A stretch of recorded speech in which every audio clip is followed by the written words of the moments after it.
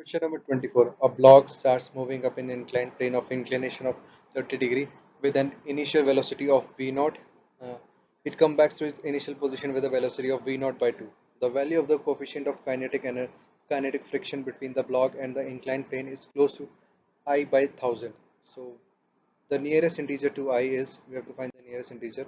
Okay, so this is a uh, picturization of the situation where this is a object which is inclined at 30 degree and it is inclined. Okay, so we here we have is a g sine theta, g sine 30 plus mu g cos 30, which is constant acceleration. Therefore, by applying kinematic formula v square, which is v square is equal to 2ad, and now we would find the value of d in terms of v square and a, and from work energy theorem, final kinetic energy is equal to kinetic sorry where the work done is equal to initial kinetic energy minus final kinetic energy.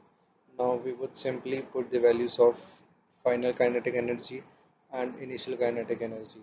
Now we would simplify this equation into further simplified form.